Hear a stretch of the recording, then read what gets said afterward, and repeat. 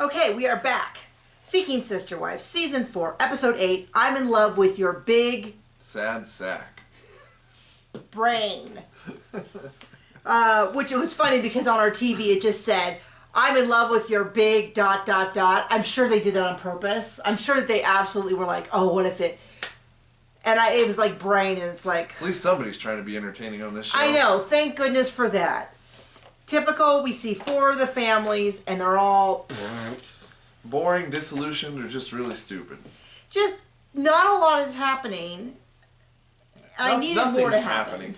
I mean, put people up for us to vote for to add to these families, because this is boring. Imagine if we could, like, vote in people. Like, this week, we're adding Martha to the Foley family. Martha has 16 cats and likes to chew on her toenails. Let's see if Steve can make it work. That would be entertaining. And then occasionally you just vote someone out. You're like, we're going to swap Nick out, and we're going to chase him for, Darwin, who, I don't know. Should we start with the wife-beating politician?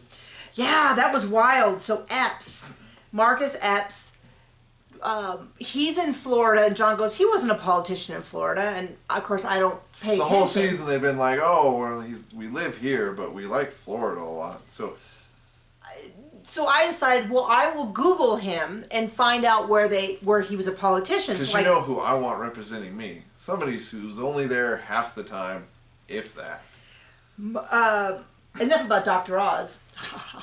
So I Googled Marcus Epps, and apparently he's a famous football player. So I did then Google Marcus Epps seeking sister wife. The first one comes up and is like, it was found guilty of a domestic violence. And then the next article that came up was, has 10 children. I was like, wow, this might be, going on the show might be the dumbest thing he ever did, because it seems to just be single-handedly, like now anyone who looks him up, I don't know that people actually Google. You should always Google the person that you're going to date. Did you Google me?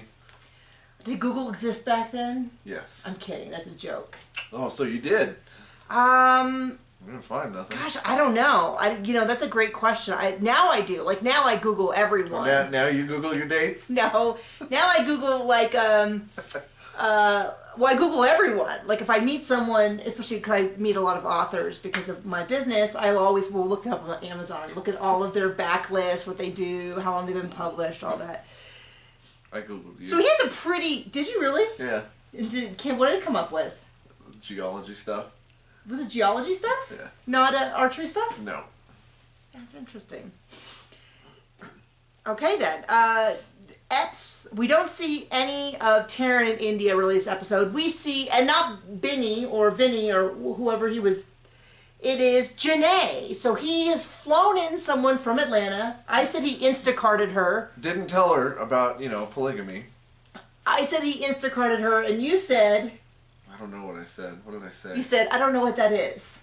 Okay, yeah, I still don't know what that is. Then I had to explain what Instacart was, and the magic was gone. And I wasn't listening. He wasn't listening. Scrolling through Reddit. Yeah, so he brings Janae out, and then doesn't tell her that he's a polygamist. Just flies her in, and she's like, so what are you up to, lover boy? And he's like, speaking of loving multiple people, I'm married to 2 women, kind of.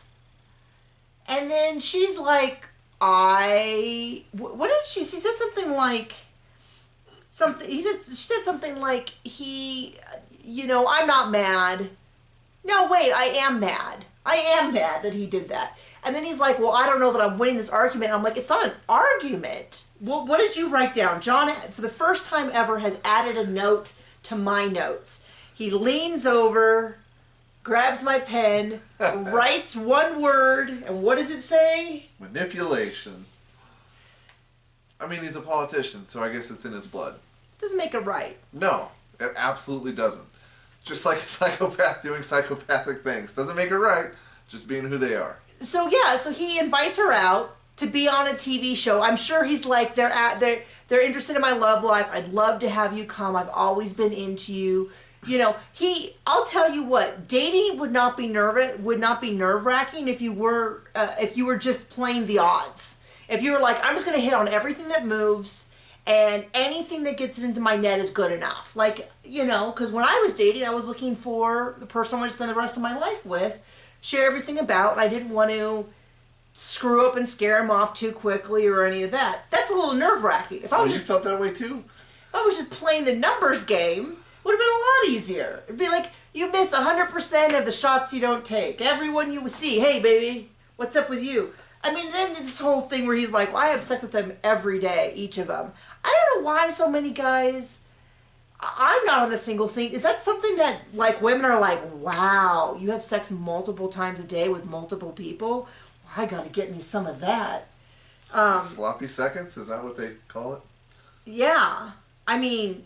I don't know. It sounds like... I mean, it's sort of like... It's no different to me than if someone said, hey, there's this dog. He's got to walk 20 miles a day.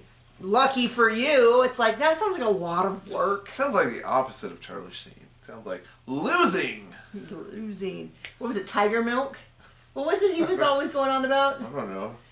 His last tirade, he was all winning. It was winning, but it was like, I have Tiger or something. Did you remember that? I don't really. It was one of those. Charlie Sheen, but It couldn't was get away from all the news. It was the same rant as the winning. Anyway. I didn't see the rant. I just read a little bit. Okay. About it. Nothing about this makes any sense. Nothing. There's no part in me. So now that I know that he has a domestic violence against, it didn't sound like it was any of his current partners. It sounded like it was someone else. And then they said something about the records were gone because it had been more than 14 years ago. And then I found he has 10 kids. He's like, I got kids all over the world. I'm like, what? The records are gone? That's what I did the article. The article that I tried to skim while watching the show and taking notes. Just saying, because if you have a domestic violence, you can never buy a gun, and the record never goes away. They might have lost record of who the woman was. Okay, you know what? Now that you mention it, that is must have been in Uvalde, huh? Sound like good policing. That doesn't sound. Oh, it costs to be terrible journalism. I mean, then of course it's not a real journalism. It's like someone with a blog with 1 million advertisements on it. Shocking. So this whole thing is a hot mess. And then what I don't get though is that they still stay and have this dinner, and he's like, "Well, it was kind of uncomfortable." And I guess maybe she just wants to be. He flew her out. I guess they feel like she owes him something. Well, I'm wondering if she wants that day rate for being on at least 2 episodes. Hey. That's a good observation. Okay, do you want to go to... I do want to go. Davis. Nick, April, Jennifer, and the no gal. Is she a Danielle? There was this whole scene about where they slept and how they slept, and it was kind of... And who were they were sleeping with? And then when he got up to go to the restroom. And then... Because that's romantic. Banged with the other one. It was very... I think the implication was that since they weren't sleeping with him, they missed him so much they couldn't sleep. And they... Because that or they didn't have air conditioning. It wasn't really clear to me why they were all sleeping so poorly. It's almost like we really kind of don't care about the show. It's really hard to focus. It's so much better than 2 hours. So much better than 2 hours. I mean, cramming a 15-minute show into 2 hours is rough. This is not half as bad. I'm going to need all these shows. When I do it next time, they have to be dating at least 4 people. So that someone is always crying in every scene, throwing something. Leaving. Leaving. And something entertaining. I'm still mad that with the Merrifields, when they actually got a breakup, we got literally 5 seconds of it. That was so disappointing. Super disappointing. I could have had a whole episode of her talking. She could have had another daily rate.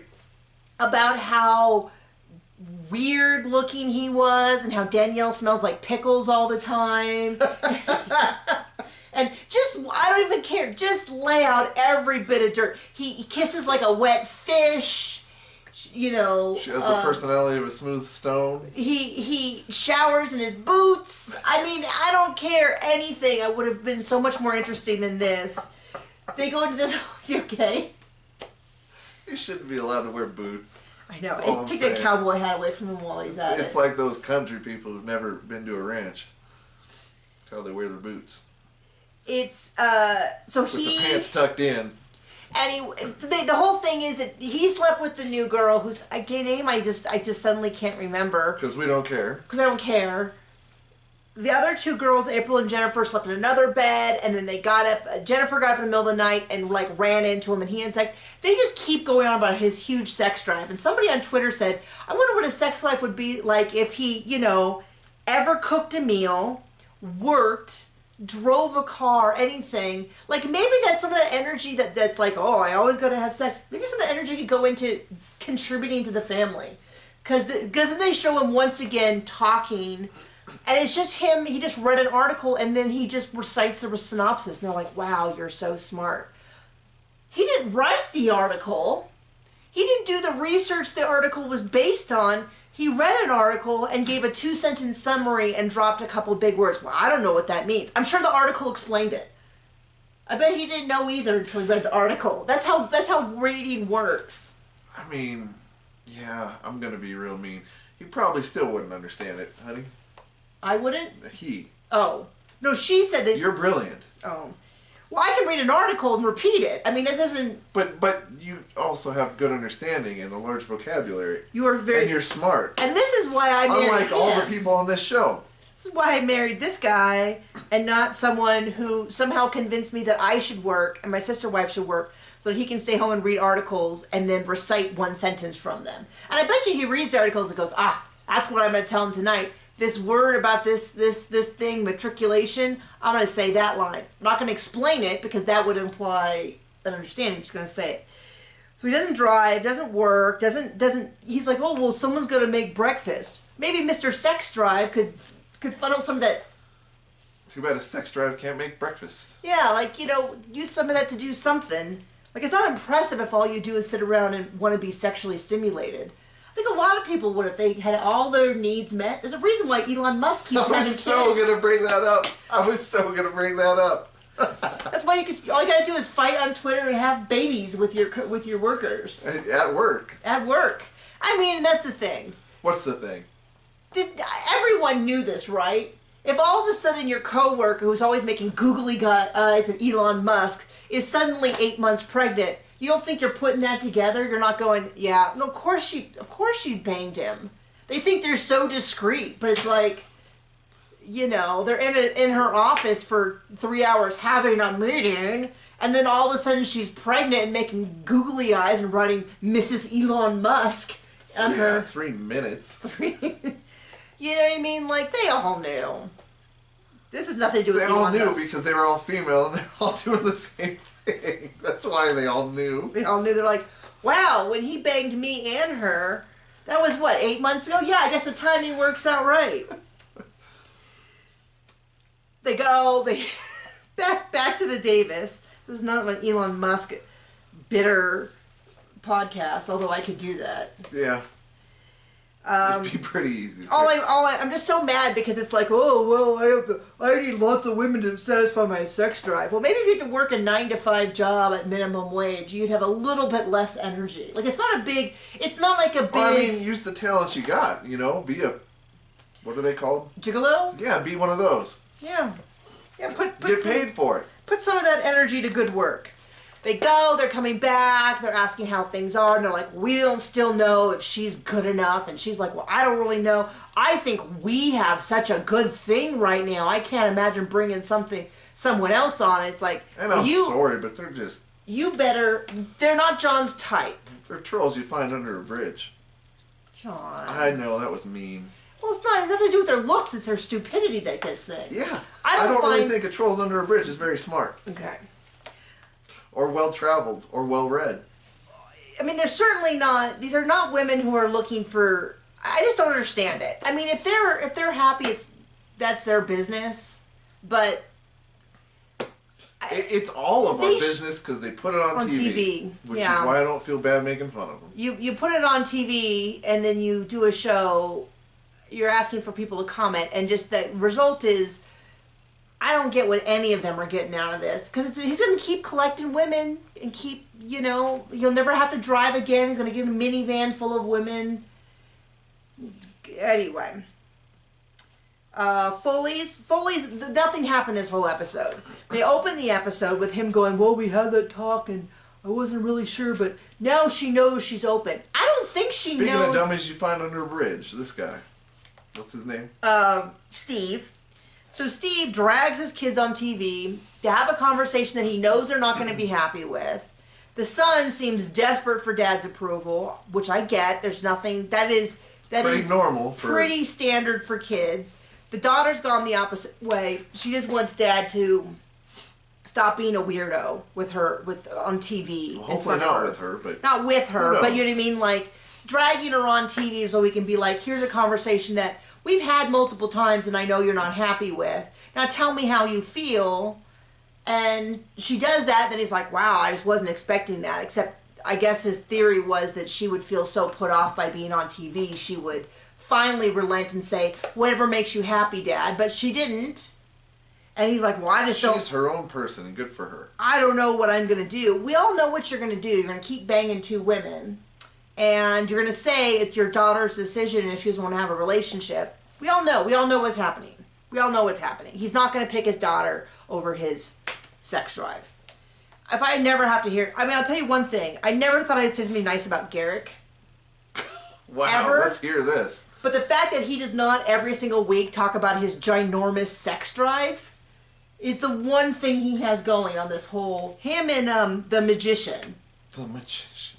City and the Magician. At least the two of them aren't constantly talking about their huge sex life and how no woman could possibly fulfill him. There's been intimacy. Yeah, I mean, like, I'm not saying, like, trust me.